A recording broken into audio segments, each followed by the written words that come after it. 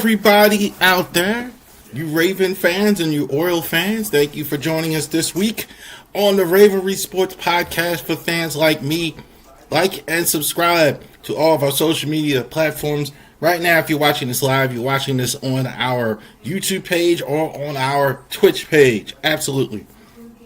It's going to be uploaded on Twitter, Facebook, etc. You're going to see all those on those platforms as well. So definitely check that out as well. All of our platforms as well. So Genesis Notary Services is the business here in the Winchester, Virginia area. I did have to move the live stream back to the 26th. That'll be Sunday. So we didn't do it Monday or Tuesday. We're going to do it Sunday around 1 o'clock. We're going to talk about Genesis Notary Services, and we're going to go ahead and do that. Genesis Notary Services /Facebook.com. Definitely check that out. Genesis Notary Services at Facebook.com as well. Definitely. Harris Legal Shield is the business. Definitely, if you are looking for legal aid, insurance, and things like that. Let me tell you something. Lawyers are expensive. Finding that out, only a business. Anybody who owns a business knows how expensive it is to call a lawyer. You can call Harris Legal Shield right today. Call the number that's on our Facebook page right there, and we will get you hooked up with great value on your legal needs, especially if people owe you money, if you need a letter done, if you need a will done, especially you parents. Definitely get the tremendous value with Legal Shield. We'll be happy to get that for you. Harris Legal Shield as well. RavenrySports.company.site. You can go on our website there right now. You can go ahead and get Lamar jerseys, Adley jerseys, Oriole hats. We're going to have here definitely all that's available for you. RavenrySports@gmail.com. If you don't see it, we can get it. I did have Facebook Marketplace. I'm taking some of that stuff down. So, because we're kind of restocking that here, getting that squared away. So, definitely check that out. We can definitely get that squared away for you. All right. And one other thing here, a couple other things. MLB preseason predictions is coming on March 23rd, 2025. We are going to have our Super Bowl Sunday stream at 4 o'clock on Super Bowl Sunday. Yes, we are still going to talk about the Super Bowl, even though we didn't get the result we wanted with the Ravens there. So definitely we can go ahead and check that out there as well. All right, lot to get to today, even though this is it. The last Ravens game. Now we are in off season for the Ravens and the Orioles as well. From a football game itself standpoint, it was outstanding stuff. It really was. I thought the game itself was good. We didn't get the result we wanted, but the game was outstanding. You ever watch the movie Any Given Sunday with Jamie Foxx? LL Cool J really made that movie for me. I mean, he really looked like an NFL fullback in that movie. A lot of great actors, and they say it's a game of inches. Every break of the game, every step, every minute, fight, crawl for that inch. That's always something that stayed with me in football. And that's exactly what you saw on Sunday. So, let's go over the box score. 18 for 25, Lamar, 254, 2 TDs, 1 interception. He did have a fumble. I thought it was decent. Bad first half. I wouldn't even say a bad first half. Bad couple plays, but I thought he wasn't the reason they lost the game. I do think critical error as well. He does not play as well in cold weather. That's just true. When these temperatures get to 0 and 1 degrees and all that, Lamar isn't the guy that plays as well. His style of play kind of holds on to it. Ball set. I think it's a little bit. However, he was as good as I've seen him for 2 games in the playoffs so far. So that's good. So he clearly is improving in the playoffs. The formula has been all season. 16 carries for whenever you get Derrick Henry 16 carries, they win the football game. 20 plus carries, they win the football game. I think he had 16 to 18, 1 TD. Derrick Henry was good. I'm not on their case as much in this one about running the football because you were losing. Like, it's easy to run a football when you're winning, but you weren't winning. You were losing this football game, so that's why as much You weren't running the football in this one. So I get it why they didn't run as much, but that happens. I mean, that definitely is it. Isaiah Likely was, I thought, they're probably the best receiver on Sunday. Without Zay Flowers, that showed. I think having Zay Flowers really might have been the margin of victory that nobody's talking about. Not having your best receiver on the field. That said, Isaiah Likely was terrific. 4 receptions, 73 yards, 1 TD. Perfect in a game like this where it's cold. He takes a lot of those short passes. He is really turned into the safety valve for Lamar Jackson in a lot of ways. Not a lot of long passes, not a lot of deep stuff. Sometimes it is, but a lot of times he's catching it 3-yard passes, 2-yard passes. He has that separation and take it a long way. Talk about Mark Andrews as well. What people are doing did to Mark Andrews and his girlfriend, trolling him on social media, talking about death threats. There's no place for that nonsense. Nobody should be threatening somebody because he dropped a pass or dropped a football or anything like that. That's just completely uncalled for, that type of behavior. No reason for that at all. No reason for anybody out there to be doing that to Mark Andrews and certainly his family or anything like that. Uncalled for as well. I understand how we felt. I mean, I thought he was the reason we lost here at the end. 2 costly errors, no question about it, but no place for that type of nonsense. Kyle Hamilton, I thought, if Roquan Smith, I think, is the leader of the defense. I think you see it before games now. He's kind of taking Ray Lewis's place of making the impassioned speech, speaking to his team, getting the guys fired up on the sideline. But I think that place might one day be taken by Kyle Hamilton with 9 tackles. He's good anywhere you put him. People talk about, okay, you can use him as a Swiss Army knife in the slot. You can use him at deep corner. You can use him at strong deep. You can use him at corner. You can use him at strong safety. You can use him at free safety. Really doesn't make any difference where you put Kyle Hamilton. He's going to be solid no matter where you put it.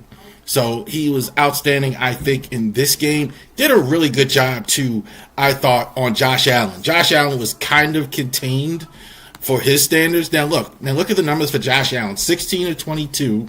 Had good completion percentage. 127 yards. So, like, you think you lose this football game, it would be Josh Allen lighting you up with 300-plus yards passing and all that, etc. Not the case. Josh Allen, a lot of short passes, didn't turn the football over. That was key. That was, I think, a big difference in this one. The Ravens had like 3-4 turnovers in this one. Buffalo didn't have any. So they didn't do a lot. James Cook, decent enough. Again, 16 of 17 carries, 67 yards. Solid day for James Cook. But again, not anything spectacular. I think they, again, did a good enough job on him. They were really keying on the Denver run game a lot in this one. Shakir, I think he's their number 1 receiver going into 2025 and for the rest of the playoffs because they're still in it. 6 for 26, 6 receptions, 76 yards, 67 yards rather. Shakir, I think, is excellent after the catch. I don't think he's a tremendous route runner, but he's excellent after the catch. Similar to what you see, even though he's one's a receiver and one's a tight end and one's a receiver. But Isaiah Likely, you can give him something short, give him something easy, and then he could take it a long way. He's great after the catch. He can do a lot there as well. Damar Hamlin. So I thought the defense, the rush was kind of somewhat contained. I thought the Ravens line has improved all year long. I thought the back end, Damar Hamlin, I thought had their best day. He had 8 tackles. He had 1 sack. They kind of used him in different positions. He kind of is all over the field, similar to what you saw the Ravens were doing with the Kyle Hamilton. Sometimes he's in coverage. Sometimes he's hitting. Sometimes it's in different areas. I do think Matt Milano also was good in this game. I was kind of thinking that was key. In the first game when the Ravens played him, Matt Milano was injured. In this one, he played. It showed. Didn't get ran over by Henry like some people thought. Kind of held his own with the run game. So, Ravens don't win, obviously, 27-25. Bills actually are going forward to the AFC Championship game. Of course, we'll talk about that. Final thoughts on the season. Game of inches. That's the one thing I put on the Twitter feed after the game. It's a game of inches, just like we saw in the movie Any Given Sunday. This was not like last year when they got eliminated by Kansas City, where I think they got out-coached, outplayed, outmaneuvered. I thought definitely John Harbaugh got outmaneuvered by Spagnuolo and Andy Reid. I don't think he was outcoached. I think there was just too many mistakes to win, and that happens. And I think that's kind of what he said in the presser. We'll get to the press conference about it's football, that's the way it goes. I think that's kind of what he meant when he said that. Sometimes that's just the way it goes. Andrews, never seen him play a worse game. Never seen him have a drop in a bad situation like that. An easy drop, a terrible momentum-shifting fumble in this one. I've never seen him do that. Lamar with a key fumble. How many times has Lamar spin away from a guy and it didn't happen as well? Threw the ball away, fumble. Not all the way buttoned up enough to win a game in Buffalo in the cold as well. So congratulations to the Bills. I am sincerely hoping they beat Kansas City. I am sick and tired of the Kelsey, Taylor Swift stuff. I'm rooting for Buffalo big time this week as the Ravens end their season in the Divisional Round this week. See what I had playing. You see behind the scenes there. Not that. Hold on. Had the Ravens graphic there. All ready to go. 13-5, 16-1. Had the Ravens graphic there. So it's over for the Ravens this season. Now this is our time, you sports nerds, because now we're Ravens and Orioles off season. Now we got those guys out the way. Now we can go ahead and focus on the Ravens. We will still be here every week, just like we've been. Ravens off-season content. We've been doing Orioles off-season content as well. We're going to talk about that as well. So the Ravens and the Orioles in the off-season. Next week, we're going to start talking about Ravens free agents as well. This would be different than the last 2 years in free agency. Before that, we had the Lamar Jackson saga, and last year you had like 20-plus free agents. So this year, not nearly as much. So they're going to key in on a certain area. We're going to go into that as well.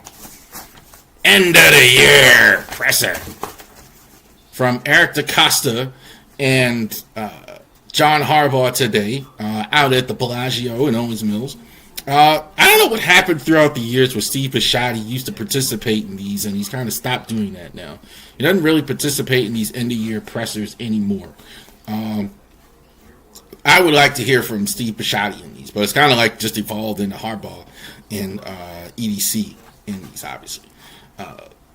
Ozzy's semi-retired. That's why you're not seeing Ozzy in them anymore.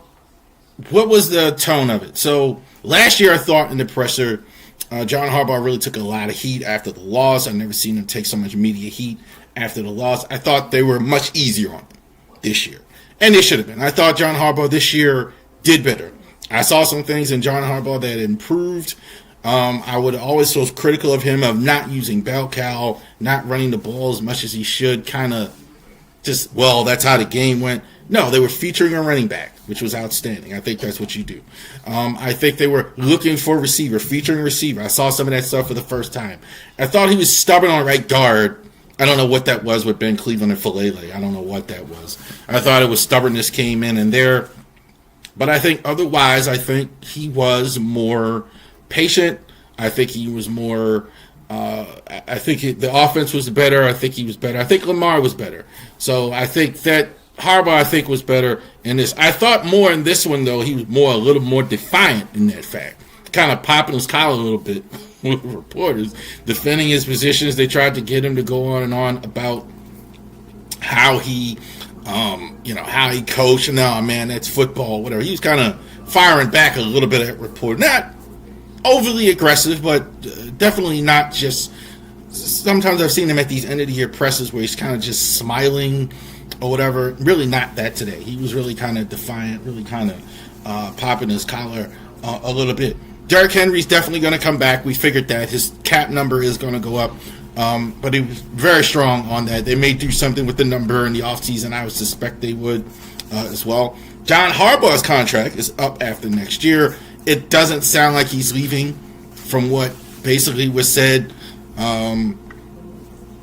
I think that's going to get done sooner rather than later. I think they're certainly going to be happy with him. His performance. He said he's friends with Steve Bisciotti. Eric, he didn't really mention it as well because he's in a negotiation, obviously. But I definitely think you're going to have John Harbaugh. Contract is coming back. Non-committal on Ronnie Stanley, I thought, in the presser. I thought Ronnie Stanley was I think a lot of people seem to believe he's going to get signed. I don't. I think definitely Ronnie Stanley is going to probably move on in the offseason. They cut his pay this year, and he's going to be a prize free agent. So the Ravens generally don't get into these bidding things. So I think, honestly, I think he played better than I thought, than they thought. So I don't think they're going to be able to sign him. Brandon Stevens has all but gone. He was pretty much talking about almost in the past tense with Brandon Stevens already. So that's not a sign that they want to go ahead and re-sign the guy. So that'll be interesting as well. Mark Andrews is staying, I think, as well. I think there's some talk of him leaving. I don't think that's going to happen. I think after next year we'll see. I don't think they're going to do anything with Mark Andrews. We're definitely going to have that conversation in the offseason. But even despite the game, I don't think one bad game moves him off of there. Tucker will be back. Tucker was better at the end. I think they were very defending Dustin Tucker during the game, during the offseason, during the presser as well. I'm fine with that. I'm fine with them bringing back Justin Tucker. I said on the podcast I would have cut him, but I'm fine. I'm glad that they didn't cut him, and I'm fine that he's staying. Tucker, I think, has been Superman for so long, having looked like a human being. Like, it was weird. He was fine down the stretch. I thought the last 5 games, Tuck looked great. I think he definitely straightened himself out. I don't think there'll be a lot different for him. I think they show confidence in him. I think that's okay. When a guy's been so good for so long, that's probably not what I would have done, but that's all right. I think that's fine. I think Tucker may be fine out of all this stuff. I think he's got some work to do in the offseason as he's getting older as well.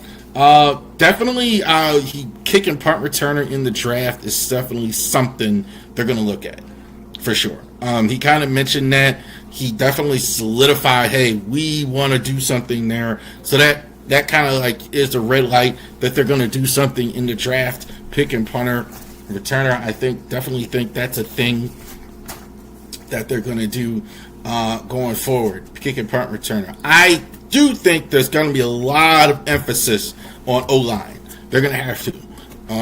We're going to get into free agency. Ronnie Stanley, McCary, Cleveland, all may be gone after next year. Rosengarten, kind of somebody asked a question also, one more thing about that kind of I had if Rosengarten could play left tackle. So I think that's something they may look at in the offseason as well. You may be losing Ronnie Stanley. I think it's more likely that maybe he's not around next year. So is that a possibility? He and Eric DaCosta did answer, say, oh yeah, he plays both sides. He can play both sides. He has before as well. So there's the presser. I have it in full. Shameless plug on the Ravery Sports Facebook page and Twitter page. So definitely you can, or X as it's called now. Definitely you could go ahead and look at that in full. The presser is uploaded on there as well. You can hear everything that EDC and John Harbaugh had to say in the end of year presser. All right. Football is not over because we got Championship Sunday, the last multiple game weekend of all year long that we have. 2024, we will know. 2025, 2024, see, even early in 2025, we're going to know who's going to be in the Super Bowl after Sunday as well. All right, so Divisional Round, some games last week. Let me tell you something.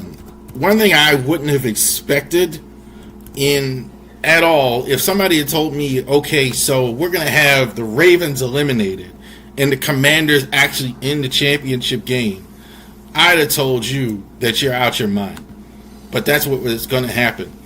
Jaden Daniels is fantastic, say the least. I thought he kind of exposed the Lions defense. Definitely They were good all year long, but they had been losing guys, Hutchinson and all that, etc. So definitely it was a thing. Commanders actually definitely deserve to be in the playoffs, in the championship game. I don't know if they'll prevail, but I can say this: Jalen Hurts better be good as well on Sunday if they're going to win. Also, in the other divisional round game, we mentioned the Eagles did go ahead and win over the Rams. I thought this was really close.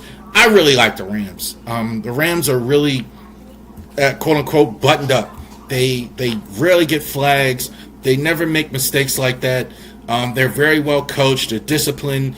You never see them get stupid flags, out of position. Very New England-like. I kind of noticed that. Sean McVay, a tremendous coach, and you could see it. They just didn't have enough horsepower as well. I think the Eagles are as good as any team as far as the roster as I've seen right now. I don't think there's any question about it. Top, best running back in the league. You have outstanding all-pro wide receiver, Pro Bowl wide receiver duo. Good tight end. Offensive line is fantastic. Defensive line, a little young. Zach Braun is playing terrific. So they should be the team to win in the NFC with their roster that they have. And also to the other game in the AFC, the Texans and the Chiefs. I'm sick of the Chiefs. I got to tell you, stop with the refs. Everybody's saying the Chiefs are getting all the calls from the refs. It's Mahomes getting the calls. Whenever you have a great player like that, that's what refs do. And they certainly do it at home. When you have a great player, I watched Michael Jordan travel for 15 years in the NBA because they wouldn't call it. Kobe Bryant got away with the elbows. Mahomes, he gets away with those. Anytime you get a late hit, they call it. Brady used to get it too. So that's definitely true. Texans, not quite. Not that far away. Their line is terrible. They need a lot of work on their line. All right. NFC Championship game, the Commanders and the Eagles. Who would have thought this at the beginning of the year? Washington is going to play in Philly. I'm sure it's going to be cold. Philly, short drive for the fans if you can get a ticket in Washington, and for Washington fans driving up to Philly. Eagles, I think, should win this game. I don't think there's any question about it. Jalen Hurts, I don't love Jalen Hurts. I think he's a top 10 quarterback, but I think he's at the bottom of the top 10. I don't think he is up there with Lamar and Allen and Mahomes and those guys. I think he's like that next tier down below Justin Herbert and those guys. I think what he does very well. Doesn't throw outside the numbers well, but he's pinpoint inside the numbers. He's got great speed. He kind of runs between the tackles very well. Actually gets the short yards very well. So he doesn't do a lot, but he does it well. And plus he's got a tremendous roster around him. I actually do like Sirianni more than a lot of guys do. I think there's something in life called winning and losing. All right? And this guy can't be this dumb winning all these games. I don't care how good your roster is. You can't be this successful as he's been and then have it all be just it doesn't work like that, in my opinion. I think the Commanders are here because of Jaden Daniels, period. I think they have an excellent young quarterback. I think he might be already the best quarterback in the NFC. The poise of him is fantastic. Usually a guy, a rookie quarterback, doesn't have this type of poise. I saw it last year with C.J. Stroud. I'm seeing it this year with Jaden Daniels. Tremendous poise. I don't think he's got enough here. I think the Eagles' defense is going to be too much. Jalen Carter, they're going to come. I like the Eagles in this one. And the main event, the Bills and the Chiefs for all the marbles in the AFC. Looks familiar, right? Let me tell you something. Bills, I think, have earned this. Definitely. Only team in the regular season to beat the starting team of the Chiefs all season. Only team beat them in the regular season earlier this year. Came very close to beating them last year as well. They were the number 2 seed. So can Josh Allen get over the hump and beat Kansas City? Can he go ahead and kill the beast? No. As much as I'm rooting for it. To be objective, I think the Chiefs are very, very, very good. They're not, I think everybody keeps focusing on the fact that the receivers and all that aren't as good as they were, which is true. They're not as good offensively, but they're very good defensively. Mahomes, I think he's not getting those long passes like he once was, but he's very efficient. DeAndre Hopkins, Xavier Worthy, etc. The interior line, I think, is outstanding. I think they're very good. The Bills' defense, I think it was a bit of a tell how well Lamar played. Now this week, you know it's going to be a lot of death by 1,000 cuts, a lot of long passes and things like that. I do like the Chiefs at home. And fans are not wrong about the Chiefs and the calls. I think you can't blame refs for a game, though. Bills have a shot to win this game. They have the talent to win this game, but I think it's the Chiefs winning it at home. There you go. So, Championship Sunday is coming. One of the best days of the football year for me. The last day for me as a fan. Pure games. Sunday, Super Bowl Sunday is a spectacle. It's whoever at halftime and who's in the stands and celebrities and all that stuff. I got no use for that. My wife likes stuff like that. I got no use for that. But people do like it. I'm not. I'm just more of the pure football fan there, and so Championship Sunday is the Sunday I like. All right, moving on. We had a championship game on Sunday, on Monday night. The college football championship. Notre Dame and Ohio State. So the Fighting Irish were the Buckeyes won the national championship over the Fighting Irish as well. I don't think I got that score right there.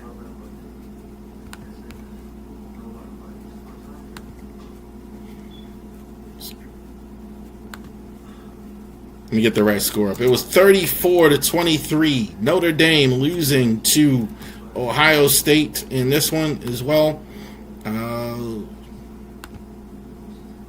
Let's get it up there. There you go. 34-23. Ohio State, the 8th seed, starting the tournament against Notre Dame, the 7th seed. Buckeyes were successful in this one as well. Will Howard, I thought, was much better, than I thought he was. I think definitely, I thought it was a big loss in the offseason because Kyle McCord was really solid all season long for them last year. And they bring in a guy, played at K-State, kind of a small school guy, and he was really good, I thought. So Kyle McCord, last year, Will Howard, I think, did everything he could. Definitely big, tall guy, more of a traditional passer, steady. All the pro stuff I don't know, but I thought he was outstanding to get him all the way through, getting a grad degree as well. Great stuff by Will Howard. Kushan Junkins, 11 carries, 100 yards, 2 TDs. This running back group of Ohio State was fantastic. Travion Henderson is one of my favorite running backs, and even he couldn't outrush Junkins as a runner. 100 yards in this game, scored 2 TDs.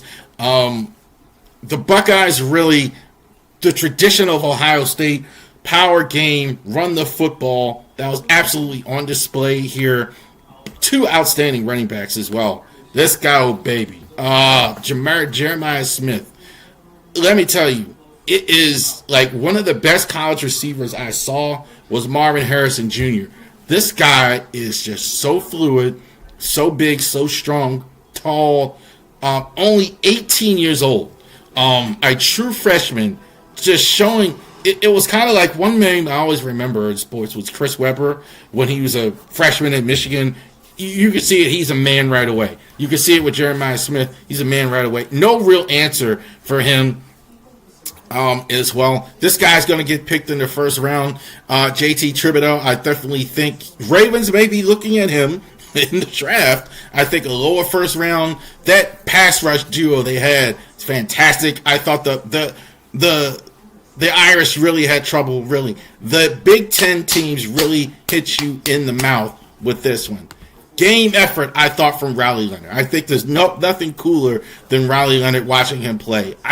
Definitely doesn't have the talent maybe of a early first round or anything like that, but he's got what they used to say, moxie. He's got guts. He's got a lot of heart. That's why I liked seeing a Riley Leonard play.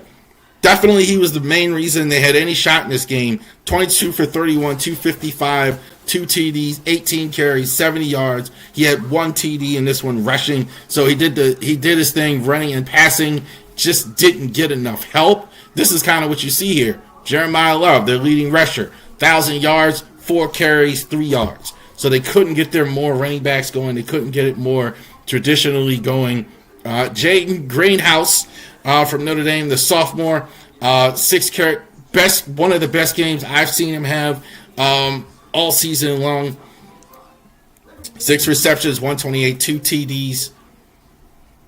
Decent. I thought there was definitely a talent difference between the wide receivers, the running backs of Notre Dame and Ohio State. But I think that was the difference, and that's what played out on the field. They just didn't have the thunder to match. 2 sacks for Joseph Brand. I thought he was really the guy that really put the pressure on the quarterback of Ohio State, Will Howard. But I wasn't consistent enough. I think it was in spots. Too much talent. So congratulations to Ryan Day. You can stop being mad at Ryan Day, Buckeye fans, in this one, because they went ahead and won the national championship. It's funny how that can change the narrative for them. Here's a guy who had a tough job. He took over for Urban Meyer, was kind of the assistant, and now he has won his own national championship. So congratulations to the national champion, Ohio State Buckeyes. Let's talk Terps. So Terps basketball, let's go ahead and talk about that. Now the graphic says that we're going to talk about the game tomorrow with Maryland and Illinois. They got jerked around in the game against Northwestern. I don't care what anybody says. I saw it. That was a travel at the end by the kid from Northwestern in that one. Now, they made the great shot at the last second. That was good. I really appreciate that. But they got jerked at the end. That was a terrible, terrible non-call of the travel as well. So, 14-5. Terps did actually win on Sunday at Nebraska at home. So, it was very good stuff by them actually winning that game as well. So definitely check that out. So this week, let's go ahead. They're going to go down to Champaign, Illinois, and play the Illinois Fighting Illini, who are in the top 25, and rightfully so. Derek Queen, fantastic. He's not scoring great every night, not every game. That's okay. Derek Queen is playing well some nights. Most nights you're seeing a little bit more. He's having some monster nights and then not as much or whatever. I think some nights I think he can get it when he wants. I think in some games he's just deferring. In some games as well. I do think, look, for a freshman, my position stands with Derek Queen. He's sensational. 15.8 a game, 8.1 rebounds. That was of earlier this week. I don't know if that's the current stat line, but it's right there.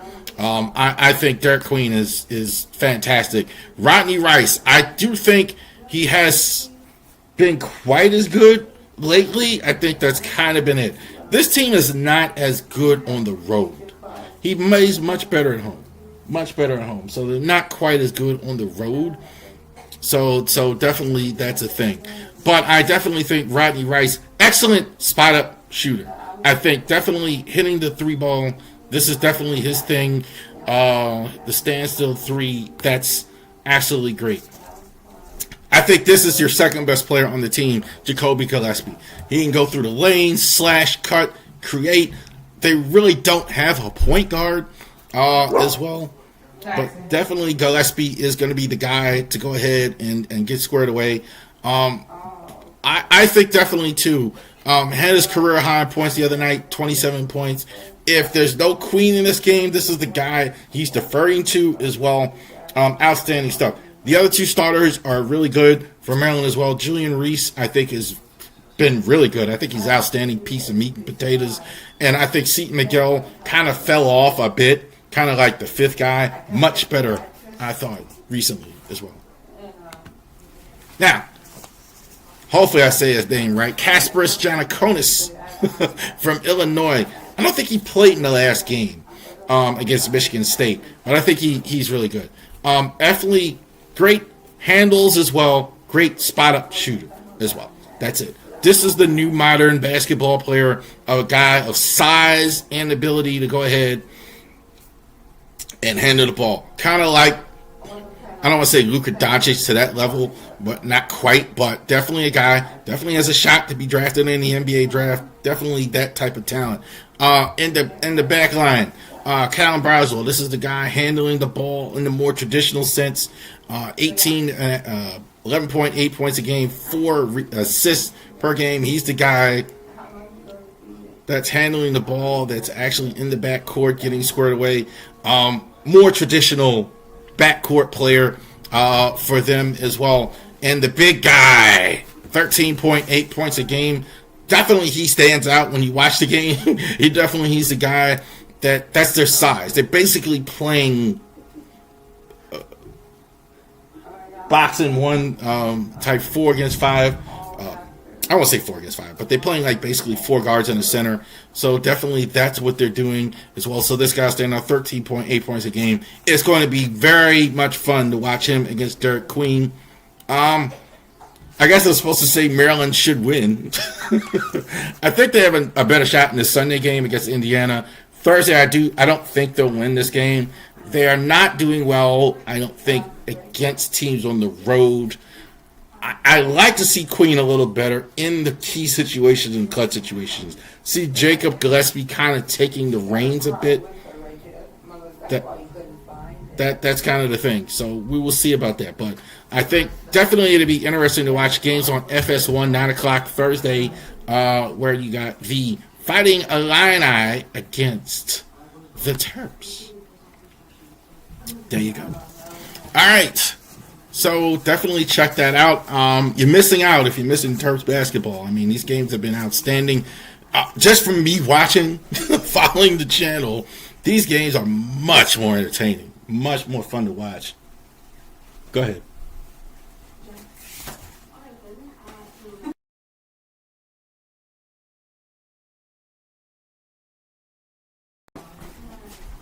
Now we're on. All right, thank you very much. Okay, so let's go over this as we shift to baseball here. We're going to do our narrative here. Top 10 second baseman in 2025. So definitely we're going to go over that. We've been doing our top 10 list. And we're going to do it today here, the top 10 second baseman here in 2025. So we're definitely going to go ahead and get that squared away. Now, who are the best in the league at this position? There's always separation on these lists for me. There's always guys that are at the top, like any list, top 10, and these guys, there's a little separator. So I always get to the separator as well. Defense, I always say this used to be more of a defensive position. Now we're focusing more on offense nowadays at this position. Guys hitting higher, a lot of bigger guys at this position. Used to have guys like Frank Wright and Frank White and Bill Ripken. Guys, just all defense. Now, not as much of that nowadays. Offense as well. Funny I say that, and we start with the defense. Andres Gimenez, definitely the Gold Glove winner. See him there with the Guardians, now with the Blue Jays. This is totally a nod to his defensive prowess. I think no question about it, he is the best defender on the list here. Definitely wherever he goes, I think the Blue Jays signed him in the offseason. Definitely a guy you're signing for his glove. Definitely a guy who's going to give you Gold Glove second base play. Going to give you some offense. I don't think he's bad offensively, but this is what you're signing him for. I think definitely you could put him in the top 10 because he's so good defensively. Ha-Seong Kim, last year with the Padres, still unsigned. I think he's the top 10 wherever he signs. I think he might sign with Boston or New York or whatever it is. He might sign with them. I definitely like him offensively. This is more already starting the list as well. I'm surprised he doesn't have a team. I thought he might have signed with the Dodgers, but I definitely think, well, everybody else is signing with the Dodgers. We'll get to that. But Kim, I think, is a good offensive player as well. I think he has great value at second. He could play other positions, but I think somebody signs him at second, they're going to have great value there. Here's a young guy, Luis Garcia Jr. for the Nationals. The Nationals, these guys are coming up. Luis Garcia, Dylan Cruz. Their minor league system is starting to bear fruit. A couple of years losing, the rebuild is coming to an end. This guy is a fantastic hitter. I think his power is going to surprise people. This guy definitely can hit 20 home runs, 25 home runs going forward. Definitely tremendous power going forward. This even might be rating him a little low, but it's because it's a bit of a projection. But I love his upside. Love his swing. Love his upside. Luis Garcia Jr. A guy who's going to... This is about right. Byron Scott. Definitely, you could argue he was the best second baseman in the National League last year for the Phillies. I don't think he's a stud in terms of getting better, but definitely, hey, look, good numbers. 15, 25 home runs, 75, 85 RBIs, average around 270. Not a great defender. From what I can see, he looks a little like John Cena, like a little mechanical, like robot at times. But decent enough as well. But definitely offensive production, definitely good protection in a good Phillies lineup. Number 7, the Brewers, Bryce Trang. I think this is a guy like Garcia can be higher than this. Like his bat. This is definitely a guy defensively, but I definitely, you see him there, fist up. I think that's kind of like the image of him a lot. Very good situational hitter. I see that a lot. Not always great all the time, but great situationally, decent defensively. I think the ceiling is higher for him, but I think he really good. This guy, more offense. Gleyber Torres, last year with the Yankees, now with the Tigers. I think he's going to get every opportunity with the Tigers. I think that's actually a good move for him. Actually, he's going to get a chance now to be one of their main offensive players for them. Torres can hit. I think he's not good on defense, but I don't think they care. This is a guy who definitely has, in my opinion, he's got potential to really hit 25, 30 home runs, that type of offensive potential. Good offensive player. I really like him there in Detroit. I think the shorter porch in Detroit is interesting for him, so I definitely like Gleyber Torres. Ozzie Albies. Ozzie, I think, is an outstanding player. The last season wasn't his best season. I thought a lot of the Braves had injury and all that stuff. The Braves have the model. I'd love to see the Orioles adapt. They didn't sign a lot of players in the offseason, but what they did was they locked up a lot of their guys long-term. A long-term deal for Olsen, long-term deal for Austin Riley, long-term deal for Murphy, long-term deal for Albies. I think he's got a great ceiling. I think he's got to get his mind right at times. I think he's the only thing, head not in the game at times, not running out ground balls, sometimes he looks good on defense, sometimes he look like crap on defense. But I think Albies, is outstanding. Down year for this fantastic hitter, Marcus Semien. Kind of the same copy-paste what I just said with the Braves, with the Rangers. I think they kind of had a World Series hangover, didn't play as well, kind of unfocused. So his numbers were down. He wasn't as good last year, but I like Semien. Semien, I think, will bounce back. Towards the end of the year, we kind of saw more of the Semien battling injuries as well, but he's outstanding. A little older now, too, over 30-ish. So a little bit of but I think if he is what we've seen, he's definitely number 3. Jose Altuve's got to get old at some point, right? He is definitely the engine of the Astros. And of all the trading moving, this is not who they're going to move. This is their heart and soul guy. Jose Altuve, outstanding in the field, outstanding at the plate. Not tremendous power, but definitely great power for his size. He's going to hit around 300. He's going to be great defensively, and he's going to be the leader of his team. So definitely there's everything to like about Jose Altuve as an offensive player. I think the Astros, I think when they move him, that's when you'll see the opportunity of them moving back to the pack. But they have Altuve there. Absolutely, he's their heart and soul in the engine. And number one, this wasn't close. Kendall Marte, if you haven't heard. Marte, his numbers were fantastic. Look, Corbin Carroll, not as good as they had hoped. Maybe last year, kind of came on. I think that the D-backs are an elite team.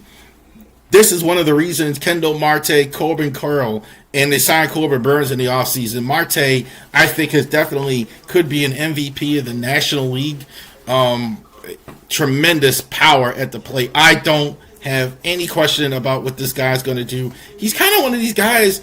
He's always been kind of on these obscure teams. Like had he been in New York or been in Los Angeles or whatever, I think more people would talk about him. But Marte, outstanding, easy choice for best second baseman in the MLB.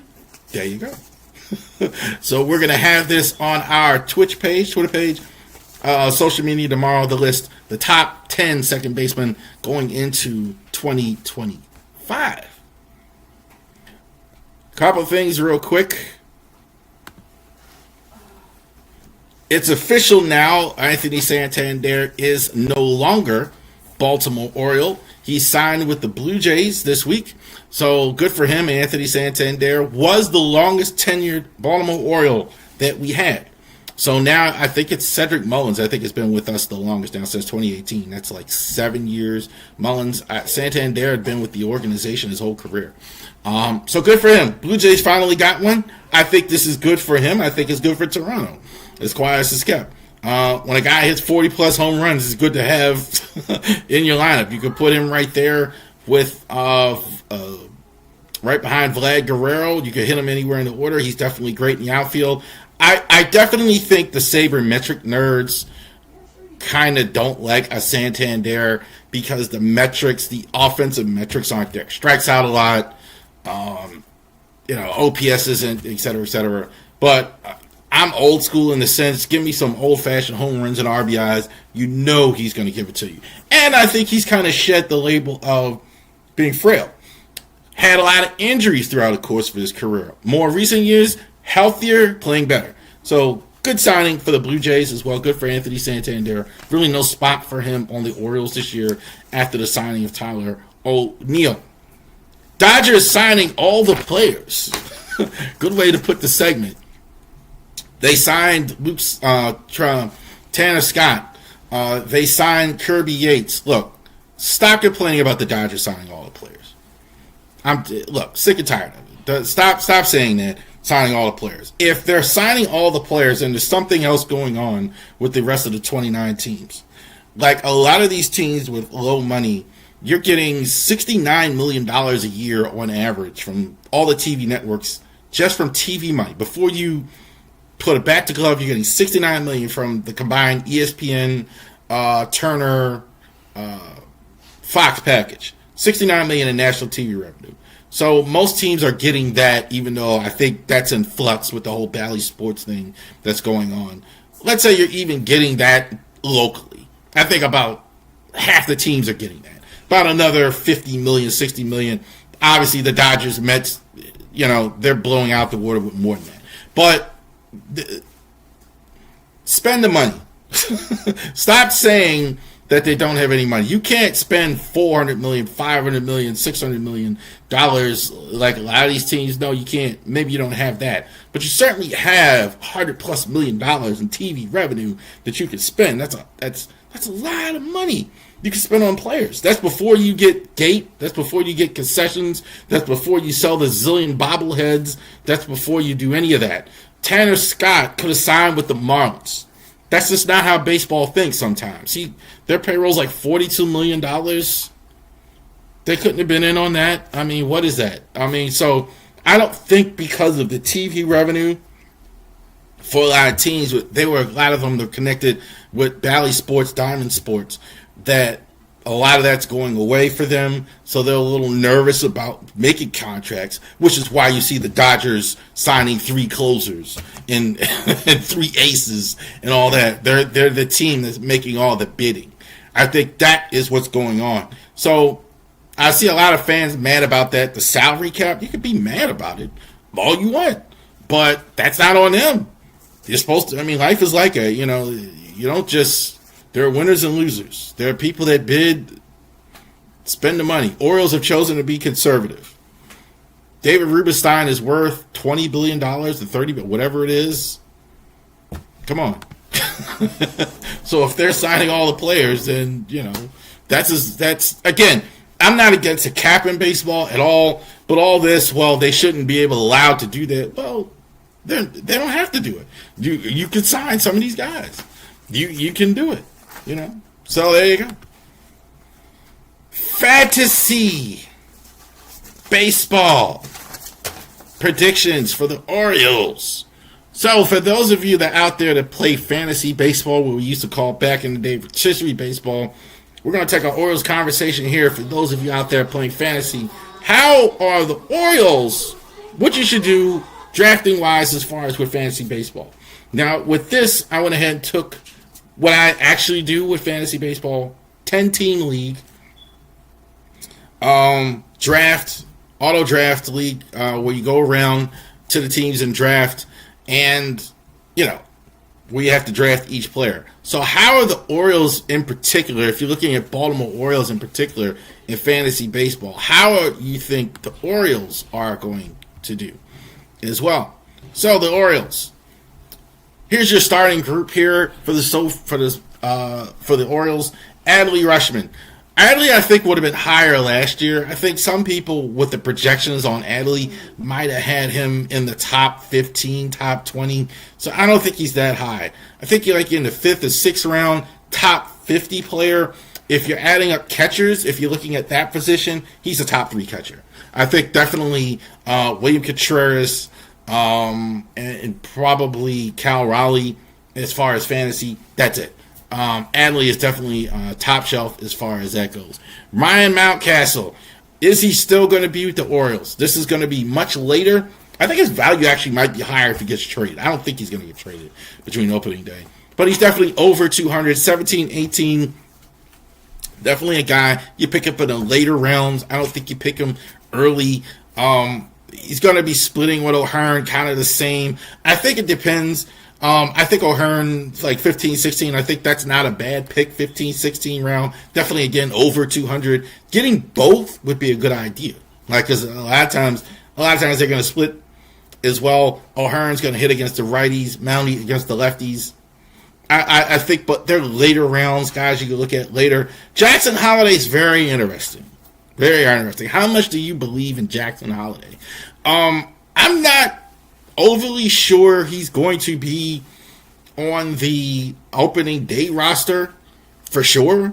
So I'm going later with Jackson. I don't see him high on a lot of the draft boards. I think 17th, 18th. I think if you have a keeper league and you can still do it, I think it still might be worth doing it. Because I think definitely we all think he's going to be a star at some point. But over 200 early, if it's a standard league, it's about 17th or 18th as far as overall positions way down. But I think if you have a keeper league, he might be worth. Here's a guy I have much higher value on than the traditional Jordan Westburg. Third base is a good position for him. I think he's top 10 of the third baseman that you want to pick, about 90 to 100. I've seen him later than that, but if you're picking Jordan Westburg in a draft in the top 70, 80, I got no problem with that. Definitely what he's done. Already made an all-star team, so that's not a bad pick. Guys here late as well. Outfielders, they're kind of all the same. 10th or 11th round, 10th, 11th round, Cedric Mullins, Colton Cowser, and Tyler O'Neill. They're going to start in the outfield for you. I think Mullins, is probably the one I'd be the most bearish on. Cowser might be the one the most bullish on. Cowser, I think the ceiling with him, he's probably going to start for you in right field. I think he might be a guy kind of like Holiday where you take him lower and it really pays dividends for you. So right around the 10th, 11th round as well.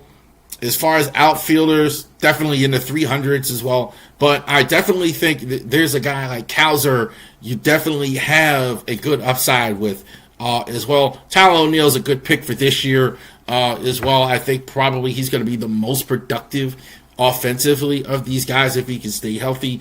And Kobe Mayo, I think if you have a keeper league, if you keep guys, definitely you got to look at Kobe Mayo in the long term with those as well.